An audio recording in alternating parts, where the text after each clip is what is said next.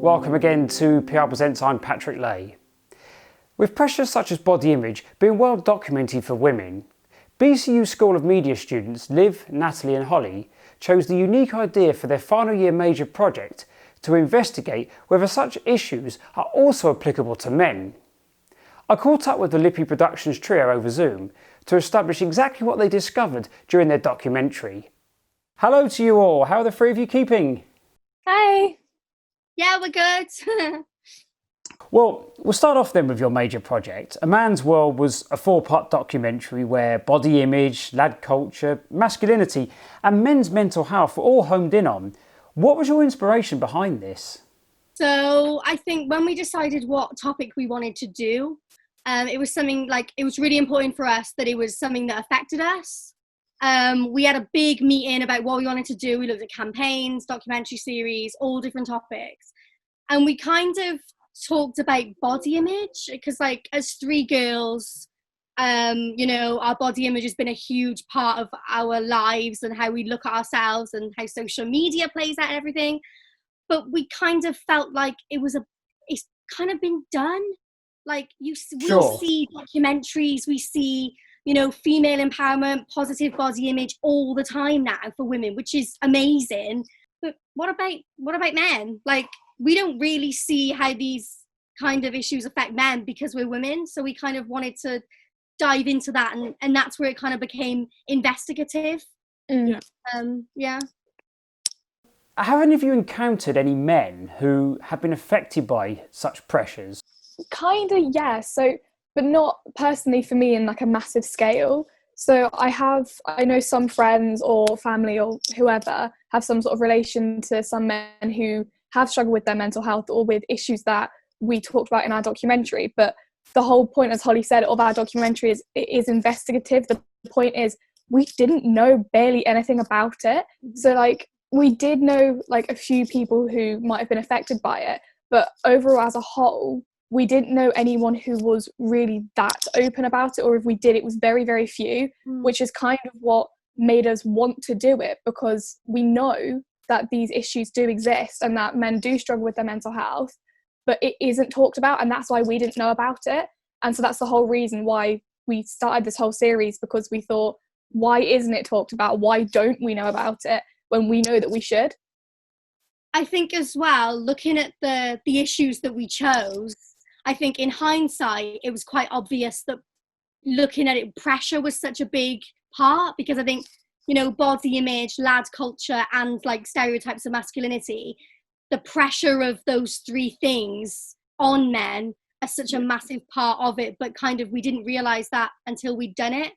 But actually looking back, that it's, all three of those topics was such a big, like pressure is such a big part of them. Which bit did you find the most interesting or indeed unexpected in terms of your preconceived ideas about men? The episode that I think I found the most like interesting and I didn't expect was the lad culture episode, because I very much, with the rest of it, I didn't really have too much of an idea of what I expected to get out of the interviews. But with the lad culture episode with the BCU sports societies, I really thought I knew what I was going to find. I thought it was going to be, as you said, you have to drink, it's all laddish, all sort of like egging each other on. And I was so convinced that's what we'd find. Like, I didn't even consider really the fact that we wouldn't find that. So when we did those interviews and then everyone came out with like a completely different idea of like lad culture now and what being a lad is, that threw me off. Like, I didn't expect that at all. And I think that was a really positive thing that we found out as well, because I was so expecting it to be so laddie and just, that stereotype, and that it could be really damaging to like a guy's mental health growing up. But that isn't what we found at all. It was way more about being a team, being together, being supportive, and that's just not what I expected at all. So for me, probably lad culture was the one that really threw me off the most. I think for me, the biggest thing, I think speaking to Richard and Paul was really interesting, about their brother's suicide. Yeah, very heart-wrenching. Yeah, I think like they've said in the episode, I think we went into it and you always expect that because someone has taken that, they've taken their own life, you just wrongly assume that they didn't get the help they needed. I think when you look at, like, you know, Caroline Flack's suicide as well, you just go, oh, well, all her friends are going out and saying that they supported her and all this. Well, why did she feel she needed to? But just because someone had the help doesn't mean that they didn't feel that was their only option. Like, I think for us, it was that big part as well, you know, just because someone had the help doesn't mean that it could have helped them, kind of thing. It's really very tragic, and it's alarming the suicide rate, what you reported throughout each episode about men, was it between 20 and 49 or something like that, the biggest killer. It's wow, very, very alarming. We just have to make sure that there are those help in places to help people. You know, that's like our job, to make sure that there is that help to help people. It's just then their decision what they do with it. Yeah. I think probably the most shocking thing for me was speaking to Debbie and her statistics that gave us, because obviously we knew there was an issue, obviously, because we created a documentary about it, but hearing Debbie say the actual stats of, I think it's 1 man every 2 hours, it was shocked. I was shocked when I heard it. I was like, oh my god. So I think that's why the documentary is so important for us, because we learned things. We actually learned as we went along, because we didn't know much about it. So hearing Debbie talk, we learned the stats, and it shocked us because we didn't know much. So it's nice that we went along and we learned more, and now we are more educated on mental health. Yeah. I think as well, something that was on the social media, that I put on social media, is that Debbie said that, you know, 1 man every 2 hours is killing himself. If that was pandemic flu, it would be all over the news. And I remember Nat going, oh my God, that's so true. Like, you literally were like, but it's suicide, and it's just not even, you know, it's not in the news, is it? It's not to be underestimated, obviously, how serious and obviously how relevant. I don't know about so much now, but in years gone by, there was this certain stigma about sort of antidepressants, if you like, and things like that. People have always said, well, look, if you had the flu, you wouldn't think twice about taking whatever medication there is. So why should it be the same? You know, it's no different. Physical and mental are of equal merit. When approaching potential contributors, were there any areas you found difficult to broach with men? I don't think there's any areas that we found difficult to approach them with, because we made sure very clearly at the start when we were contacting people, they knew what the documentary was about, they knew what we were going to be interviewing them on, and we made sure that everyone was comfortable with the questions that we were going to ask prior to the actual interviews. Yeah. Having said that, though, the mental health episode, but also just throughout the whole series, there were a few mental health questions asked throughout the other 3 episodes as well. Those were probably the hardest, just because you have to very much consider, you know, how you're asking someone, how you phrased it, and you've also got to consider the impact that we're having creating this kind of documentary, because it could bring up things for people when they watch it. Exactly the same as when we interview people, we don't want to bring anything up that's, you know, going to set them into a bad place. So I'd say that's probably one thing we had to really consider, was sort of like the mental health questions. I think as well, though, I think when we approach people, we were very lucky with who spoke to us. They were very open. They wanted to share their story. They wanted to want to bring awareness to this issue. So I think we were very lucky with the people who spoke to us and were willing to speak to us, because they were like, oh my God, what you're doing is great. We need to bring awareness to this issue. I want to help you bring awareness to this issue. Because I think something that we talked about throughout our whole series that shocked us is, as students, throughout our 3 years of university, one of the biggest, you know, one of the hardest things is finding people to be in your projects. You know, we're not BBC, we're not ITV, we have no name. You know, we're students, and we need your help. But I think with making this documentary, we were shocked how many people were like, can I be involved? Can I be involved? You know, we had people messaging us on Instagram and Twitter asking to be a part of it. Adam Hayes, the stroke survivor who spoke to us, found us. We didn't ask to speak to him. He contacted us. Yeah, and we had lots of people. We had a few people throughout the UK message us. Oh, can I speak to you? Can I speak to you? But obviously, as students, we can't just go and travel all over the UK. No, of course. There's only so far. So. But we were really shocked. I think from a lot of our projects, we've made game shows and live TV shows and little documentaries, and we were shocked how many people were like, "I want to be a part of this. How can I help?" You know. Yeah.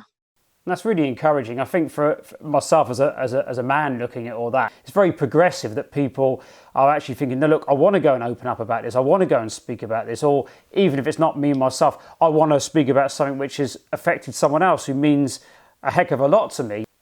The three of you have comprehensively looked at different areas affecting male well-being, and even, as we said, about the alarming suicide rate it has amongst young people.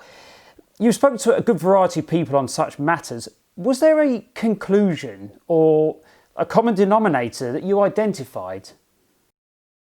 Well, Holly's kind of already mentioned this already, but pressure was probably the main thing that we realised, because it sounds so obvious, but we didn't think about it beforehand. So across body image, lad culture and masculinity, and how those topics, influence men's mental health, pressure was everything. It's absolutely everything. The pressure to look a certain way, the pressure to act a certain way and be tough and masculine, and the pressure to be laddie, to drink, everything, the entire thing is pressure.